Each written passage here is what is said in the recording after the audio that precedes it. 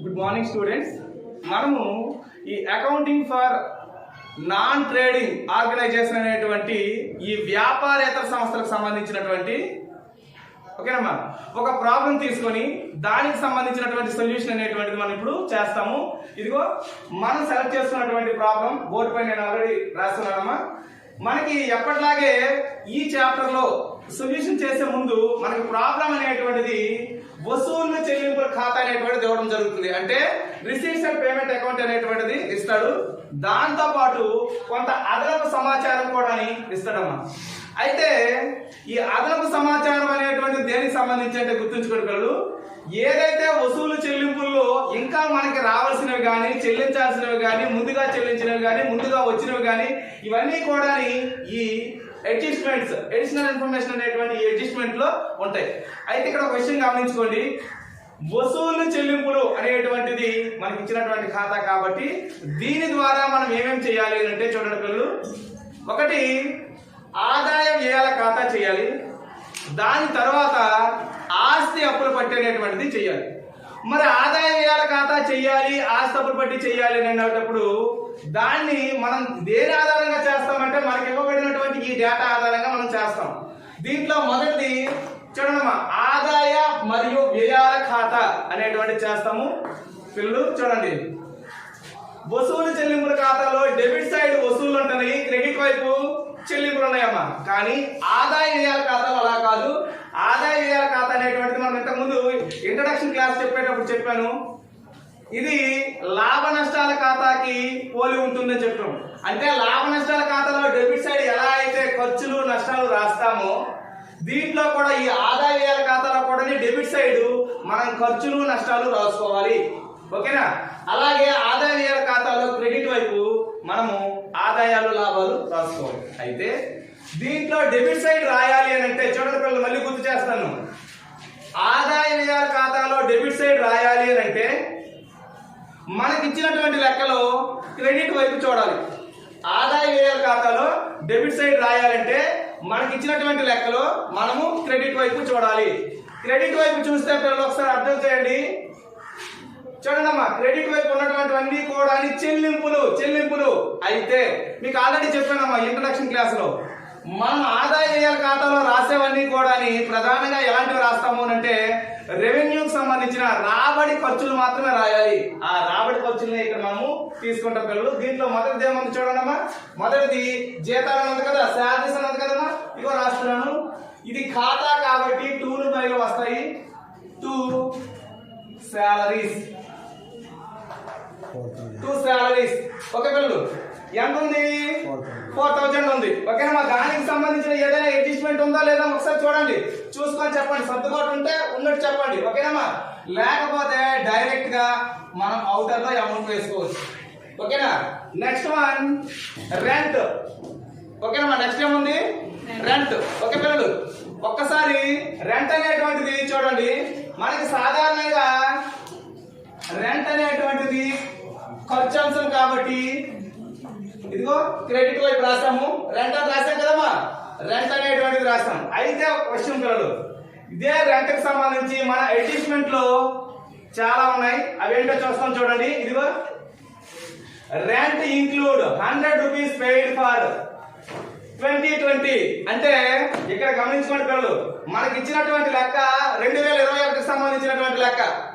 కానీ ఆ రెంట్ అనేటువంటి 1200లో చూడండి 100 రూపాయలు 2020 అన్నాడు. గత సంవత్సరానికి మనం 21 లో ఉన్నామంటే 2020 అంటే గత సంవత్సరం కాబట్టి లెస్ చేయాలి.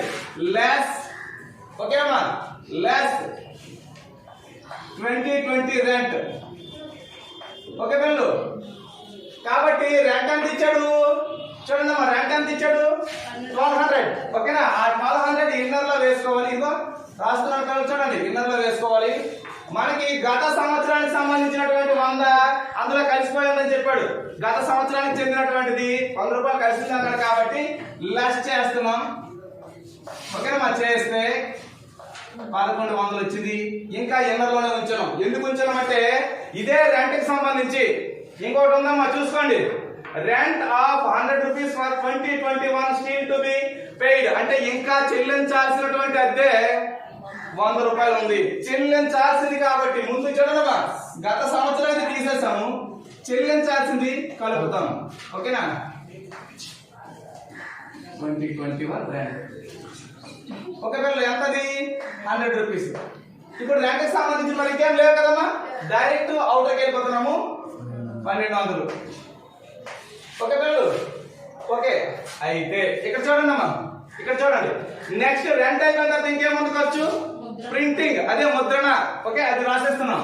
చూడండి, ఖర్చులు ఏముంటే అటువైపు ఇటువైపు రాయడమేనమ్మా. To printing, to printing. Printing amount ఎంతమ్మా? 200 కదమ్మా. చూడండి, ప్రాబ్లం రాశాడు కదా, చెప్తానండి. ప్రింటింగ్ ఎంత అమౌంట్? దానికి ఎటువంటి అడ్జస్ట్మెంట్ లేదు కాబట్టి ఇన్నర్ లో వేయకుండా డైరెక్ట్ అవుటర్ లో వేస్తాం. నెక్స్ట్ ఏముందమ్మా? పోస్టేజ్. ఇది కూడా ఖర్చే కదా పిల్లలు, డైరెక్ట్ రాసేస్తాము. To postage. ఇదిగో ఓకే, పోస్టేజ్. పోస్టేజ్ ఎంతమ్మా? 50 రూపాయలు. ఓకే, 50 రూపాయలు రాస్తాం. ఓకే పిల్లలు, నెక్స్ట్ ఏముంది? ఇన్వెస్ట్మెంట్. పెట్టుబడులు అనేటువంటిది ఖర్చా కాదు కదా, కాబట్టి దాన్ని దీంట్లో రాయకూడదు. నెక్స్ట్ ఉన్నటువంటివి కూడా నిల్వలు. నిల్వలు కూడా మనకి ఇక్కడ రావు. అంటే ఆల్మోస్ట్ క్రెడిట్ వైపు ఉన్నటువంటివన్నీ చూడండి రాసేసినట్టు. ఇప్పుడు మనము లెక్కలో క్రెడిట్ సైడ్ రాయాలి అంటే మనకి ఇచ్చినటువంటి లెక్కలో డెబిట్ సైడ్ చూడాలి. అర్థమవుతుందమ్మా? అంటే ఇన్కమ్స్ రాయాలి అంటే రిసీట్స్ చూడాలి. రిసీట్స్ లో ఫస్ట్ వన్ చూడండి, ఇవన్నీ నిల్వలు. నిల్వలు అంటే మన దగ్గర ఉన్నటువంటి బ్యాలెన్సెస్, దాన్ని మనం ఇక్కడ రాయము. ఓన్లీ ఆదాయాలు, అవి కూడా ఎలాంటి ఆదాయాలు? రాబడి ఆదాయాలు మాత్రమే రాయాలి. కాబట్టి ఇక్కడ ఆదాయాల్లో ఫస్ట్ వన్ సబ్స్క్రిప్షన్స్ ఉన్నది కదమ్మా, ఇదిగో రాస్తున్నాను. By subscriptions. ఓకే, ఎంత ఉంది? చందాలు 3000 రూపాయలు ఉంది. ఇదిగో అమ్మా ఇన్నర్ లో వేస్తున్నాను పిల్లలు. ఇన్నర్ లో ఎందుకు వేస్తున్నాను చెప్పండి? సర్దుబాట్లు ఉన్నాయి. ఓకేనా? ఈ చందాలకు సంబంధించి సర్దుబాట్లు అనేటువంటి ఉన్నాయి కాబట్టి ఇన్నర్ లో వేసాము. చందాలకు సంబంధించిన మొదటి సర్దుబాటు చూడండి అమ్మా. Subscriptions include 300 for 2020. 2020 అంటే గత సంవత్సరానికి. గత సంవత్సరాలు కాబట్టి తీసేయాలి. ఓకేనా? ఎంతది? 300 రూపాయలు. ఓకేనమ్మా, తీసివేస్తే 2700 వచ్చింది. ఓకే, మళ్ళీ చందాలకు సంబంధించి ఇంకా చూడండి. అండ్ 50 రూపీస్ ఫర్ 2022 అంటే నెక్స్ట్ ఇయర్ది. అది కూడా ముందుగా చెల్లించాం, అది కూడా తీసివేయాలి. ఓకేనా? 2022 50 రూపీస్ తీసివేస్తే 2650. ఓకేనమ్మా, ఇంకా చందాలకు సంబంధించి ఇంకొంత చూడండి. ఏంటండి?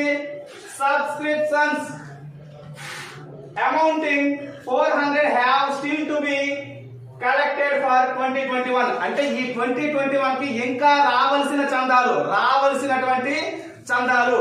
ఓకేనమ్మా, దాన్ని రావాలి కాబట్టి యాడ్ చేస్తాం. Add 2021 subscriptions. ఎంత దమ్మది? 400 కలిపితే 3050. ఓకేనమ్మా, మనం చందాలకు సంబంధించి మొత్తం రాసేస్తాము. ఓకే, నెక్స్ట్ ఏముంది చూడండి పిల్లలు. Interest on investment. Interest on investment కదమ్మా, అంటే పెట్టుబడిపై వడ్డీ ఉంది కదా, అది రాసుకోవాలి. బై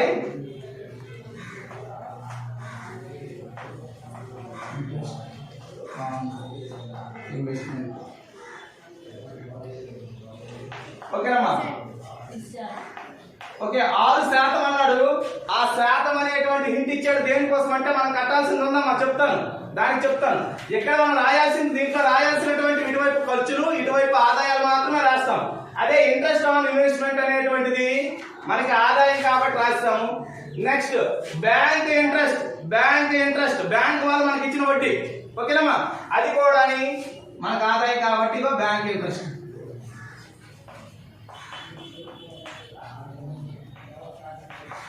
ఎంతది? 10 రూపాయలు. ఓకే పిల్లలు, ఇక్కడ ఒక పదం మనం చూసుకోండి. ఫర్నిచర్ సోల్డ్ అంటే ఫర్నిచర్ అమ్మామంట 500 రూపాయలకి. పిల్లలు నీటి వినండి అమ్మా. ఇక్కడ లాస్ట్ లో 10 చూడండి. The book value of furniture 700. అంటే పుస్తకపు విలువ, ఫర్నిచర్ యొక్క పుస్తక విలువ 700. అంటే పుస్తకాల్లో ఫర్నిచర్ ని 700 కొన్నామని చెప్పినట్టు చూపిస్తుంది. దాన్ని ఇప్పుడు ఎంతకు అమ్మాడు? 700ది 500కి అమ్మితే లాభం నష్టమా? Very good. నష్టం కాబట్టి ఆ నష్టాల్ని మన ఆదాయ వ్యయాల ఖాతాలో నష్టాలని డెబిట్ వైపు, ఖర్చులు నష్టాలు డెబిట్ కాబట్టి ఇక్కడ రాసుకోవాలి. ఇదిగో రాస్తున్నామా చూసుకోండి. To loss on sale of furniture. ఓకేనమ్మా, సేల్ ఆఫ్ ఫర్నిచర్ ఎంత లాస్? 200 కదా. అంటే 700 రూపాయల ఫర్నిచర్ ని ఎంతకు అమ్మాడు? 500 కంటే 200 రూపాయలు లాస్ కదా. ఆ లాస్ ని నష్టాల వైపు వైపు రాసుకున్నాం. ఆల్మోస్ట్ మనకి లెక్కకు సంబంధించిన ఈ ఆదాయ ఖాతాకు సంబంధించిన అన్ని వివరాలు కూడా కంప్లీట్ చేసుకున్నాము. ఒక్కసారి దీన్ని టోటల్ సక్సెస్ చెక్ చేసుకున్నాము. టోటల్ ఎటువైపు ఎక్కువ ఉందో చూడండి. ఎటువైపు ఎక్కువ ఉంది? ఇటువైపు 6000 కనిపిస్తుంది, ఇటువైపు ఇదంతా ఇటువైపు ఎక్కువ ఉంది కదా. కాబట్టి దీన్ని టోటల్ ముందు వేయాలా? ఇగో టోటల్ వేసేస్తున్నాను చూడండి పిల్లలు. టోటల్ వేసేస్తున్నామా? ఇదంతా అవుతుంది 6060. ఓకే పిల్లలు, 6060. ఓకేనా? ఇంకెంత చాలు?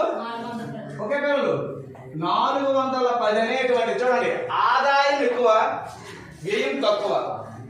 ఆదాయం ఎక్కువ, వ్యయం తక్కువ. కాబట్టి మనకు వచ్చేది లోట మిగుల. ఆదాయం ఎక్కువ ఉండి ఖర్చు తక్కువ అయితే మిగులుతుందే లోటు అవుతుంది. మిగులుతుంది కదమ్మా, ఆదాయం ఎక్కువ ఉంది కదా.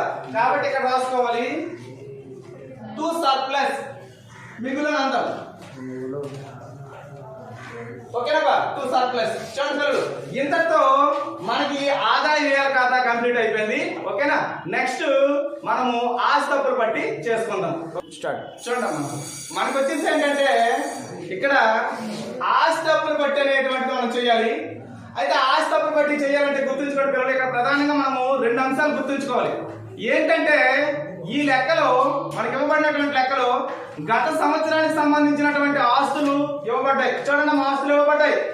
ఓకేనా? ఇది చూడండి ఇక్కడ ఓపెనింగ్ బ్యాలెన్స్ ప్రారంభ నిల్వలు అంటే ఏంటంటే గత సంవత్సరం ముగింపు నిల్వలు అని అర్థం.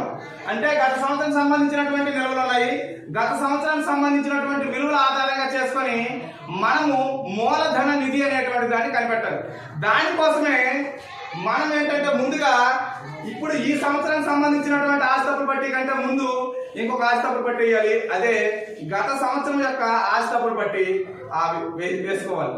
అయితే ఆ గత సంవత్సరం యొక్క ఆస్తి పట్టి వేయాలంటే ఈ ఇచ్చిన లెక్కలో గత సంవత్సరం విలువలను తీసుకొని మాత్రం మనం చేయాలి. ఆ గత సంవత్సరం విలువలు ఏవైతే ఉన్నాయో ఒక్కసారి మనం పరిశీలన చేస్తాం. చూడండి, మనకి ఈ సంవత్సరం స్టార్టింగ్ లో బ్యాంక్ నిల్వ 1000 రూపాయలు, నగదు నిల్వ 100 రూపాయలు అని చెప్తున్నాడు. అంటే ఈ సంవత్సరం స్టార్టింగ్ లో 1000 రూపాయలు బ్యాంకు, 100 రూపాయలు క్యాష్ ఉందని చెప్పాడు అని అంటే గత సంవత్సరంలో అది ముగింపు నెలలో ఉంటాయి కదమ్మా. ఇవి ఆస్తులు. కాబట్టి ఆస్తులు విలువ రాష్ట్రాన్ని పిల్లలు చూసుకోండి. Bank 1000, next cash 100. ఓకే పిల్లలు, బ్యాంకు క్యాష్ రాస్తాం. రాసిన తర్వాత ఇక్కడ ఒక విషయం గుర్తుంచుకోండి పిల్లలు, వీటితో పాటు ఇక్కడ ఒక ఈ 6% ప్రయాణం అని ఇచ్చినాడు కదా. అంటే వార్షికానికి లేదా సాలీన 6% అని అన్నాడు కదా. సాలీన అంటే ఏంటంటే సంవత్సరానికి అని అర్థం. సంవత్సరానికి 6% వడ్డీ అని అంటే 3000 రూపాయలు వడ్డీ అని చెప్పాడు కదా. మరి పెట్టుబడులు ఉండాలి కదమ్మా. గత సంవత్సరం పెట్టుబడులు ఉంటే కదా వడ్డీ వస్తాయి. ఆ పెట్టుబడులు ఎంత అనేది మనం కనిపెట్టాలి. ఇక్కడ నేను చేస్తాను చూడండి, నీకు అర్థం చేసుకోండి. పెట్టుబడులు ఫైండ్ అవుట్ చేస్తాము. ఓకే పిల్లలు చూసుకోండి. ఇన్వెస్ట్మెంట్ అనేది మనం కనుక్కోవాలంటే మనకు ఉన్న ఏకైక దారి ఇది ఒకటే. మరి ఇంకేం లేవు, మన దగ్గర లేదు. ఏమన్నాడు? చిన్న ఎగ్జాంపుల్ నేను మనకందరికీ కూడా మీకు ఎగ్జాంపుల్ ఇస్తాను. మనము 3000 రూపాయలు వడ్డీ కట్టామని అంటాం. రూపాయల వడ్డీ. అసలు అంతా చెప్పగలమా చెప్పలేమా? చెప్పొచ్చు. దీన్ని బట్టి 3000 రూపాయలు వడ్డీ కట్టాము. ఓకేనా? అసలు అంతా కట్టాలంటే కట్టివచ్చు. ఇక్కడ ఎలా కడతామో ఒకసారి చూడండి, అబ్జర్వ్ చేయండి. మనకి ఇంట్రెస్ట్ ఇచ్చాడు. ఇంట్రెస్ట్ ఆన్ ఇన్వెస్ట్మెంట్ ఇక్కడ ఇచ్చాడమ్మా. చూసుకోండి, దీన్ని find out, investment find out చేస్తాను. చూసుకోండి, ఇంట్రెస్ట్ ఆన్ ఇన్వెస్ట్మెంట్ ఎంత 3000 రూపాయలు. ఓకేనమ్మా. నెక్స్ట్ రేట్ ఆఫ్ ఇంట్రెస్ట్ ఎంత 6%. చెప్తానండి. 3000 రూపాయలు వడ్డీ అయింది. వడ్డీ రేట్ ఎంత అన్నాడు? 6%. దీన్ని బట్టి మనము అసలు అంతా కట్టొచ్చు. మీకు ప్రాక్టీస్ చేసేటప్పుడు చెప్తాను, ప్రస్తుతానికి ఇది అర్థం చేసుకోండి. అది ఎలా అంటే ఇక్కడ చూడండి, 3000 రూపాయలు 6% వడ్డీకి మనకి అసలు 100% గా భావించుకోవాలి. అంటే ఇదిగో ఇన్వెస్ట్మెంట్ ఈక్వల్స్ టు 3000/6. ఎందుకంటే 3000 రూపాయల మీద 6% వడ్డీ. ఇప్పుడు మనకి 100% ఇన్వెస్ట్మెంట్ వాల్యూ కావాలి. చేస్తే ఎంత చెప్పండి, క్యాల్కులేటర్ కొట్టండి ఒకసారి. ఎంత? ఓకే, ఇదిగో 50,000 రూపాయలు వేస్తున్నాం. ఇది మనకు సంబంధించినటువంటి గత సంవత్సరం యొక్క ఇన్వెస్ట్మెంట్.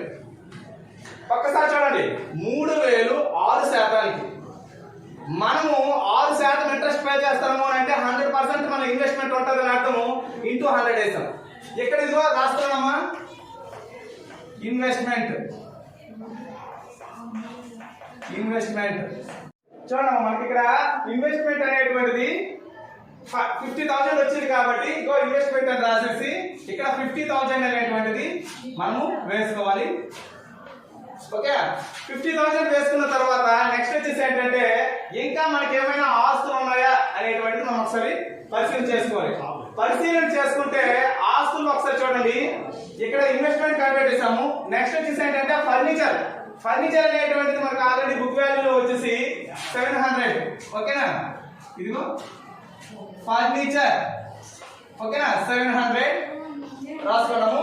నెక్స్ట్ వన్ వచ్చేసి ఏంటంటే ఇక్కడ చూడండి, సబ్స్క్రిప్షన్ ఇంక్లూడ్ 300 ఫర్ 2020 అన్నాడు. అంటే గత సంవత్సరానికి సంబంధించి ఇంకా రావాల్సినటువంటి గత సంవత్సరంలో రావాల్సిన ఇంకా రాలేదు కాబట్టి ఇదిగో సబ్స్క్రిప్షన్స్. ఓకేనా, సబ్స్క్రిప్షన్స్ అనేటువంటిది ఏంటంటే ఆ 300 అనేటువంటిది రాసేసాము. ఆల్మోస్ట్ ఇవి రాసిన తర్వాత మనకి ఆస్తులన్నీ కూడా కంప్లీట్ అయిపోయినట్టు మనము క్లోజ్ చేసుకున్నాము. ఇప్పుడు అప్పుల వైపుకి వస్తాం. గత సంవత్సరం ఉండేటువంటి అప్పులు ఏవైతే ఉన్నాయో ఒక్కసారి చూడండి. గత సంవత్సరం ఉన్నటువంటి అప్పులు ఒక్కసారి చూడండి. ఇక్కడ rent include 100 rupees paid for 2020 అన్నాడు. అంటే గత సంవత్సరానికి సంబంధించినటువంటి అద్దె అనేటువంటిది ఇంకా మనం చెల్లించలేదు, అదే రాస్తున్నాము. ఇదిగో రెంట్. ఓకేనా, రెంట్ వచ్చేసి 100.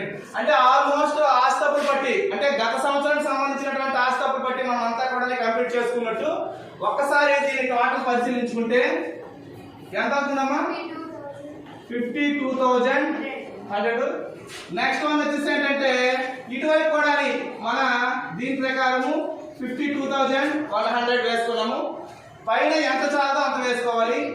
ఆ చాలా వచ్చేసి ఏంటంటే 52,000. ఓకేనా, దీన్ని క్యాపిటల్ రిజర్వ్ ఫండ్.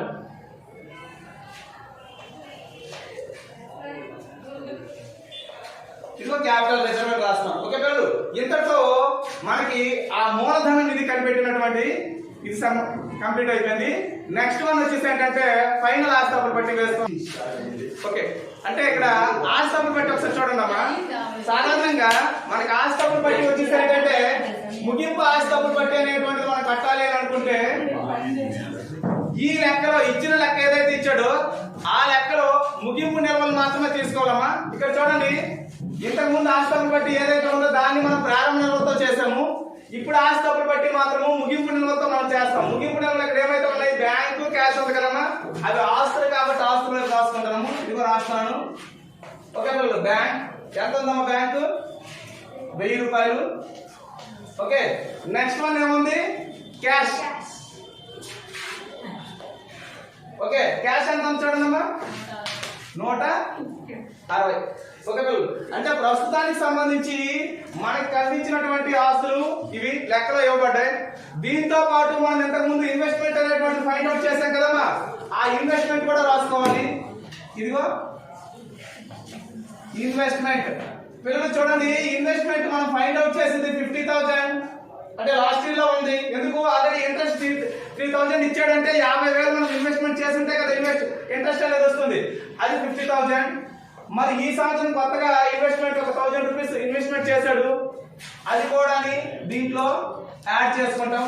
మొత్తం 51,000 అనేటువంటిది అవుట్కి వెళ్తాం. అయితే ఇక్కడ విషయం గుర్తుంచుకోండి పిల్లలు, దీంతో పాటు ఇంకేమైనా ఈ సంవత్సరానికి సంబంధించినటువంటి ఆదాయాలు ఏమైనా ఉన్నాయని చూస్తే చూడండి, ఇక్కడ ఏమన్నాడు? Subscriptions amounting 400 have still to be collected for 2021. ఇంకా రావాల్సినటువంటి చందాలు అనేటువంటివి ఉన్నాయి, అవే ఇక్కడ రాస్తామమ్మా. ఇదిగో సబ్స్క్రిప్షన్స్ ఎంత? 400 రాసుకున్నాము. దీని తర్వాత అప్పుల వైపు రాసుకోవాలి పిల్లలు. అప్పుల వైపు ఆల్రెడీ మనకి సర్దుబాట్లు మాత్రమే ఉంటాయి, ఇంకేమీ ఉండవు. ఆ సర్దుబాటులో ఉన్నటువంటి విలువలు ఏవైతే ఉన్నాయో ఒక్కసారి పరిశీలన చేస్తాము. చూడండి, దాంట్లో ఫస్ట్ వన్ చూడండి అమ్మా, ఇక్కడ ఏమన్నాడు? అప్పులు 50 రూపాయలు అనేటువంటిది. ఇక్కడ చూడండి, సబ్స్క్రిప్షన్స్ ఇంక్లూడ్ 300 ఫర్ 2020 అంటే గత సంవత్సరాన్ని, అండ్ 50 రూపీస్ ఫర్ 2022 అంటే 2022ది ముందు వచ్చింది కాబట్టి అది అప్పు. ఆ అప్పును మనం ఇక్కడ 21కి సంబంధించి చూడండి అమ్మా, ఇక్కడ రాసుకున్నటువంటిది ఇది 21 కాబట్టి 21కి సంబంధించి మనం ఇక్కడ రాసుకుంటాము. ఇక్కడ మనం రాయాల్సిందల్లా ఏంటంటే రెంట్ వచ్చేసి 2022ది, అది అసలైనా 50 రూపాయలు. రెంట్ అనేటువంటిది అంత 50 రూపాయలు. నెక్స్ట్ వచ్చేసి ఏంటంటే ఇక్కడ చూడండి పిల్లలు, ఇక దీంతో పాటు ఇంకేముంది అనుకుంటే ఒకసారి చూడండి, రెంట్ అనేటువంటిది 100 అమ్మా. రెంట్ అనేది ఎంత? 100. రెంట్ అనేది 100. సబ్స్క్రిప్షన్స్ వచ్చేసి ఏంటంటే 50 రూపాయలు. అంటే చందాలు అనేటువంటివి ముందుగా వచ్చాయి. చూడండి ఇక్కడ మీరు గుర్తుంచుకోండి పిల్లలు, చందాల్లో 300 రూపాయలు 2020 అంటే గత సంవత్సరానికి, మరియు 50 రూపాయలు 2022 అన్నాడు అంటే భవిష్యత్ సంవత్సరానికి. భవిష్యత్ సంవత్సరం ఇప్పుడు వచ్చాయంటే తప్పే, ముందు వచ్చేసాయంటే తప్పే. కాబట్టి ఇక్కడ రాసుకోవాలి. ఇదిగో సబ్స్క్రిప్షన్స్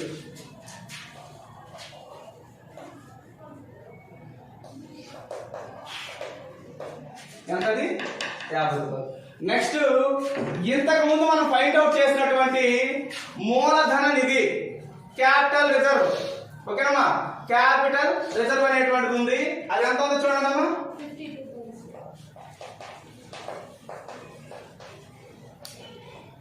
52,000. ఓకే పిల్లలు, ఇప్పుడు రెండు వైపులా ఎంత ఉన్నది ఒకసారి చెక్ చేయండి. ఒకసారి ఈక్వల్ అయిందో లేదో చూడండి అమ్మా. ఇంకేమైనా పెండింగ్ ఉంచున్నాయి కదా చూడండి. మా టోటల్ ఎంత అయిందో చెప్పండి. అయితే టోటల్ దీని టోటల్ ఎంత? నేనే క్యాలిక్యులేటర్ సపోర్ట్ చేయండి. దీని టోటల్ 52,560. 52,560. 52,500 ఇటు సైడ్ 52,500 52,560. నెక్స్ట్ ఇటువైపు 52,150. ఓకేనమ్మా. ఇంకెంత చాలదు? 400 రూపాయలు. ఆ 400 రూపాయలు ఒకసారి మన పెండింగ్ ఎక్కడ ఉంది చూడండి అమ్మా. 400 రూపాయలు ఎక్కడైనా మనకి పెండింగ్ ఎక్కడైతే వచ్చింది కదా చూసుకోండి.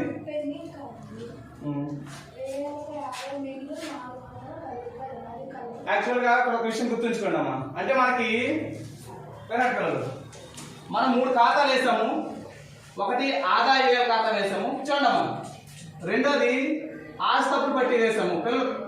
ఆస్తపుడు పట్టి అంటే ఆదాయ వ్యయ ఖాతా, ఆస్తపుడు పట్టి, మళ్ళీ ఇప్పుడు మూడోది వేస్తుంది వచ్చేసి ఏంటంటే మళ్ళీ ఆస్తపుడు పట్టి.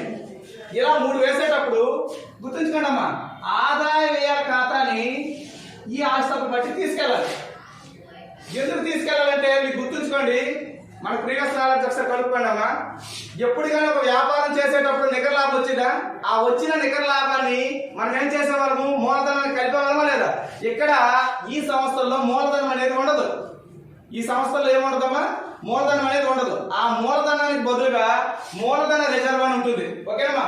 ఆ మూలధన రిజర్వ్ నేరుగా చూడండి, మూలధన రిజర్వ్ కి ఆదాయ వ్యయాల ఖాతాలో వచ్చినటువంటి నిల్వను కలిపైనా చూపించుకోవాలి. లేదు ఆల్రెడీ ఇలా వేసాము అంటే సపరేట్ చేసేనే వేయాలి. కానీ ఎక్కువగా దీన్ని కలిపి మాత్రమే చూపించండి అమ్మా. అంటే ఈ క్యాపిటల్ రిజర్వ్ ఏదైతే ఉంటుందో చూడండి, మూలధన రిజర్వ్ 52,000 కదా, 52,000 యాడ్ ఎంత అది 410 రూపాయలు సర్ప్లస్. చూడండి, ఈ సర్ప్లస్ అనేటువంటిది మిగులు.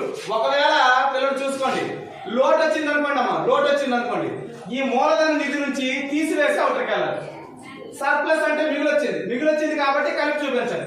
అంటే మిగులుని మనం కలిపి చూపిస్తాము, లోటు వస్తే దాన్ని తీసివేసి చూపిస్తాము. ఇప్పుడు టోటల్ వచ్చి ఎంత అవుతుంది 52,410. ఇప్పుడు దానిలాగా ఇక్కడ చూస్తే ఇక్కడ ఎంత ఉంది చూడండి అమ్మా, 52,560 రూపాయలు. ఓకే పిల్లలు, ఓకే ఇంతతో మనకి ప్రాబ్లము